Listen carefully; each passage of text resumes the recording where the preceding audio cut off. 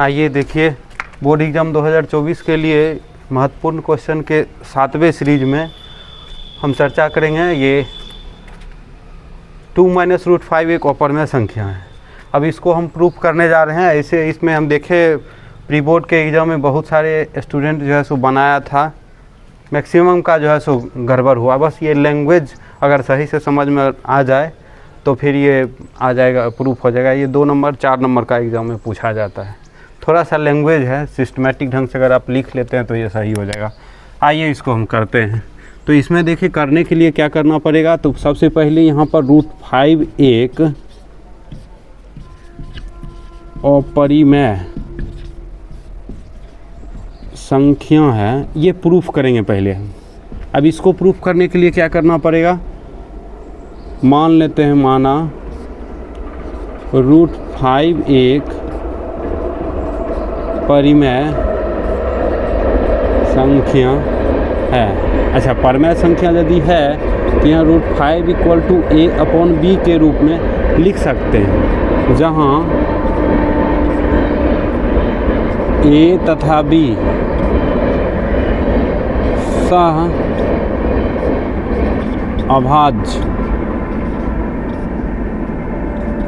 संख्या है। अब देखिए इसमें क्या होगा। अब इसको आगे बढ़ाते हैं तो यहाँ लिखेंगे दोनों ओर वर्ग करने पर। अब दोनों ओर जब वर्ग करेंगे तो यहाँ पर है √5, यहाँ स्क्वायर हो जाएगा, a/b स्क्वायर हो जाएगा। आगे बढ़ेंगे तो 5 = a²/b² हो जाएगा।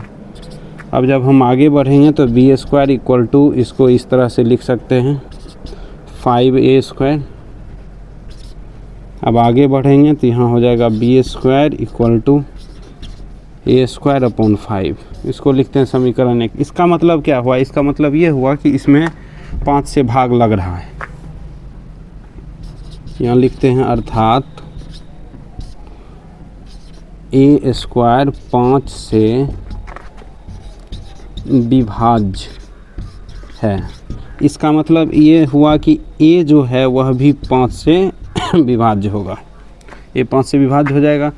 तो इसलिए हम क्या करते हैं, a मान लेते हैं 5 से। अब a = 5c मान लिए, यहाँ लिख देते हैं, चूँकि विभाज्य है इसलिए मान लिए हैं। तो अब क्या करते हैं, a = 5c समीकरण 1 में रखने पर, अभी जब रखेंगे वैल्यू तो क्या आएगा, a² = b² = 5c² 5। अब हम इधर लिखते हैं। अब यहाँ लिखेंगे तो यहाँ है b² = 5 माने 25 c² 5। यहाँ से ही कट जाएगा तो ये आ जाएगा b² = 5c²।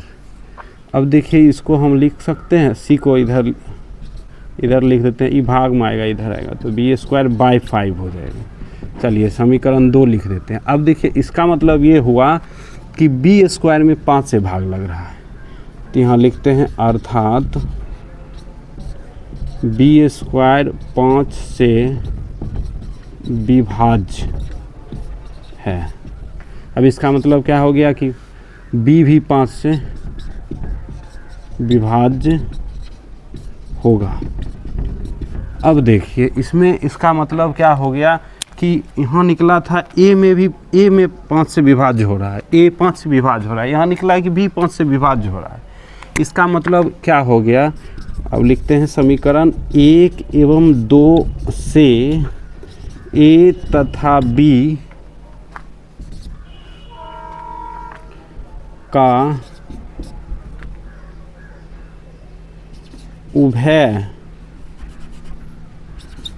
उभयनिष्ठ गुणनखंड 5 है। इसका मतलब तो यही हुआ, चूँकि a से भी विभाज्य हो गया, b से भी, b भी 5 से विभाज्य हो गया, a भी 5 से विभाज्य हो गया।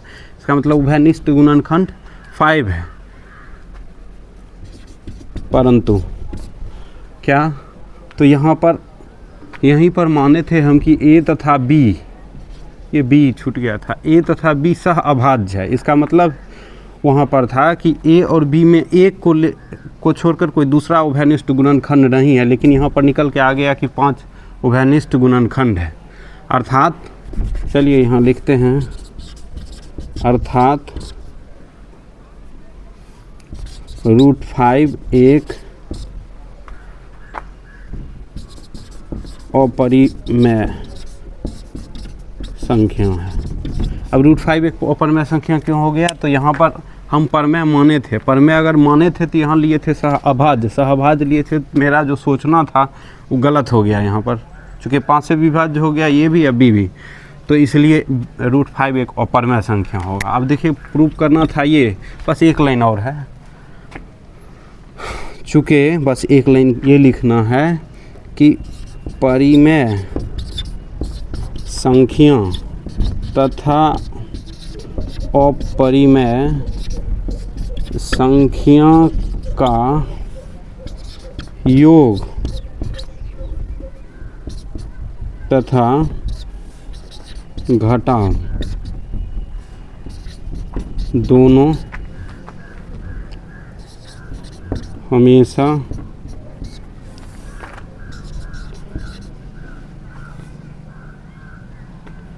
परिमेय तथा अपरिमेय संख्या का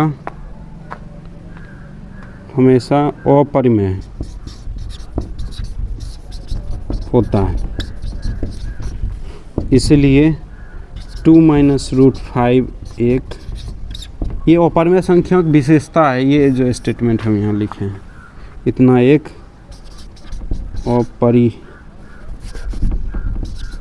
अपरिमेय संख्या है। हो गया प्रूफ। चलिए और क्वेश्चन है, ये छोटा छोटा 1-2 क्वेश्चन और है, उसको भी देख लें। आज यही 2-3 क्वेश्चन लेकर आए हैं, ये थोड़ा बड़ा था, टाइम अधिक ले लिया है। 2 क्वेश्चन और देख लेते हैं, बस वहीं पर रहने देंगे।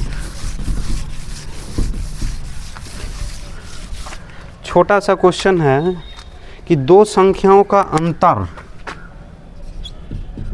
2 संख्याओं का अंतर 26 है। ओके, बदल दें। तथा एक संख्या दूसरी संख्या से 3 गुनी है, तो दोनों संख्या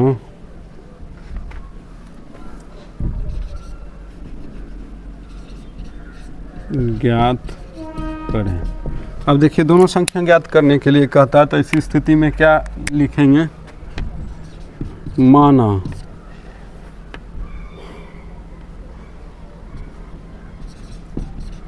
दूसरी संख्या, ये कोई भी मान लेंगे x, इसलिए पहली संख्या बराबर 3x, क्योंकि यहाँ कह रहा था कि दूसरी संख्या की तिगुनी है। अब देखिए प्रश्न के अनुसार, शॉर्ट में अकॉर्डिंग टू क्वेश्चन कह रहा है अंतर, तो 3x - x = हो जाएगा 26। अब इसको घटा देंगे तो 2x हो जाएगा, ये 26 हो गया। अब यहाँ से काट देंगे तो x का वैल्यू 13 निकल गया। ठीक है, तो इसका मतलब हो गया पहली संख्या कितना हो गया? 13 हो गया। दूसरी संख्या कितना हो गया? 39 हो गया। ये आंसर हो गया ये दोनों। चलिए एक क्वेश्चन लास्ट का है, इसको साफ करके यहीं बता देते हैं। लास्ट क्वेश्चन कहता है कि एक अच्छी प्रकार फेंटी, एक अच्छी प्रकार फेंटी हुई 52 पत्तों की गड्डी से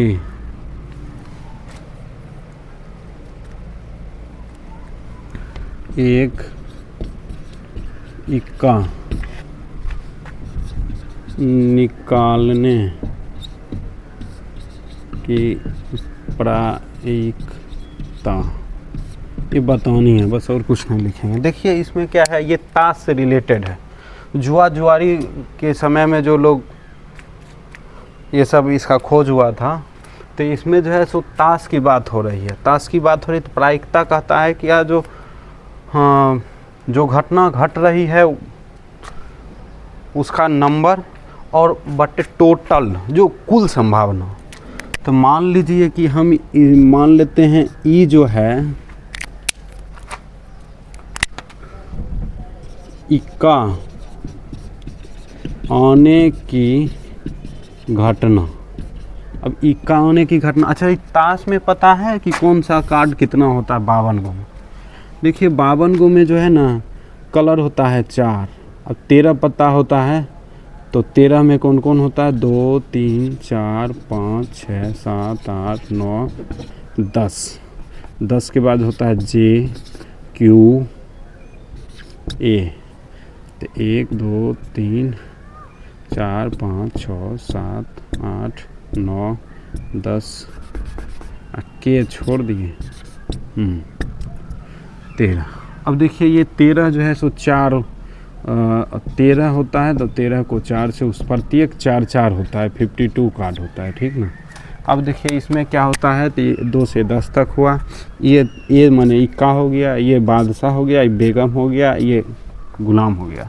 4 4 होता है सब, बस हम इसको सॉल्व कर रहे हैं अभी। तो यहाँ पर एन ई कितना हो जाएगा, एन ई होगा 4। अब बताइए एन एस कितना होगा, एस माने हो गया टोटल सैंपल स्पेस, ये 52 हो जाएगा। अच्छा पी ई फार्मूला क्या होता है, N E upon N S. तो इस तरह से हो गया 4/52, इसको कर देंगे कैंसिल, ये 1/13 आंसर हो जाएगा। चलिए यहीं तक रहने देते हैं, फिर बाकी जो है सो आगे वाला सीरीज अगले दिन करेंगे। धन्यवाद।